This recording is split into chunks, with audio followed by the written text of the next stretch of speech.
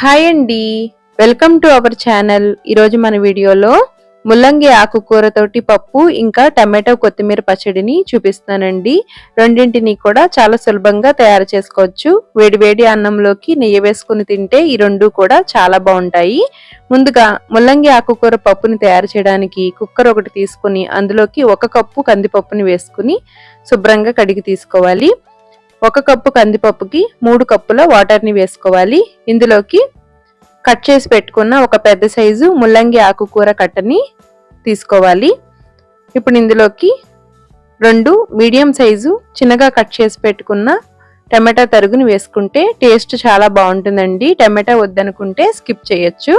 ఇప్పుడు ఇందులోకి పొట్టు తీసేసిన 6 వరకు వెల్లుల్లి, కట్ చేసి పెట్టుకున్న పచ్చిమిర్చి వేసుకోవాలి. చిన్న సైజు అల్లం ముక్కల్ని వేసుకుంటే ముల్లంగి ఆకు ఉడికేటప్పుడు వచ్చే వాసన తగ్గుతుందండి. చిన్న గోళీ సైజ్ అంతా చింతపండుని నానబెట్టుకుని రసం వేసుకుంటే పుల్ల పుల్లగా చాలా బాగుంటుందండి. ఇందులోనే రుచికి తగినంత సాల్ట్, 1/4 టీ స్పూన్ పసుపు, 1 టేబుల్ స్పూన్ కారం వేసుకోవాలి. ఈ పప్పు కొద్దిగా కారంగా ఉంటేనే బాగుంటుందండి. ఇప్పుడు కుక్కర్ మూత పెట్టుకుని పప్పుని మెత్తగా ఉడికించుకోవాలి.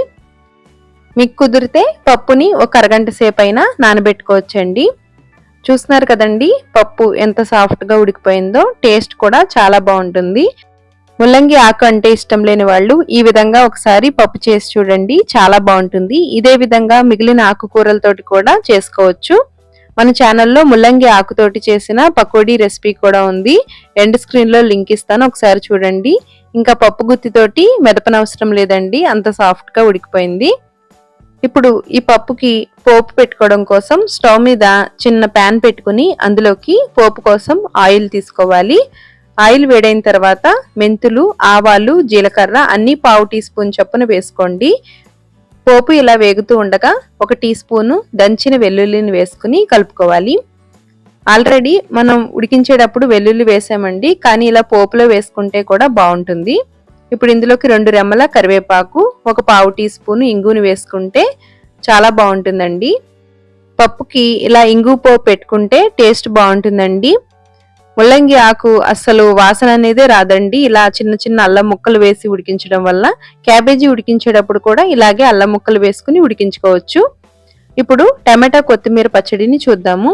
ఈ పచ్చడిని మిక్సీ జార్లో కంటే రోట్లో చేసుకుంటే చాలా బాగుంటుందండి.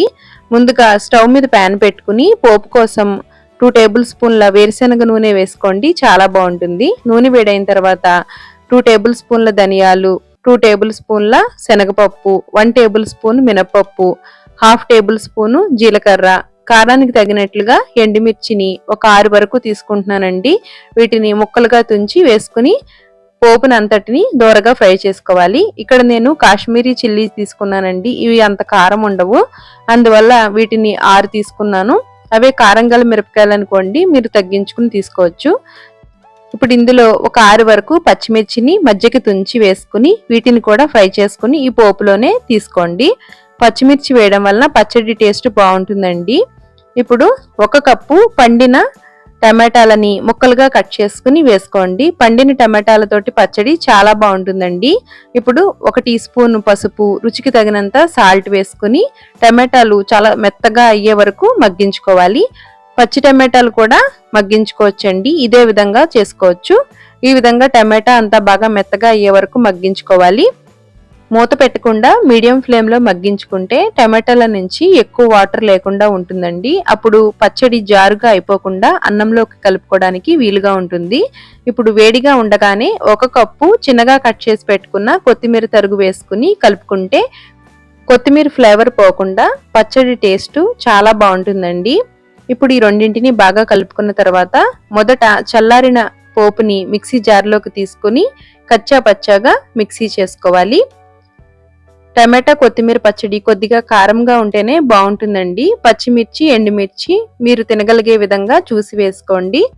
ఇప్పుడు ఇందులోకి చిన్న గోళీ సైజ్ అంతా చింతపండుని నానబెట్టుకుని వాటర్తో పాటు వేసుకోండి. ఇప్పుడు ఇందులోకి 1 స్పూను పంచదార లేదంటే బెల్లం పొడిని వేసుకుంటే బాగుంటుందండి. పొట్టు తీసేసిన 4 వెల్లుల్లి రేఖలని వేసుకుని ఈ విధంగా మిక్సీ చేసుకోవాలి. ఇంకా వాటర్ ఏమీ అవసరం ఉండదండి, టమాటాలు కొత్తిమీరలో ఉండే చెమ్మ అనేది సరిపోతుంది. ఈ విధంగా మిక్సీ చేసుకుంటే పచ్చడి టేస్ట్ చాలా బాగుంటుందండి.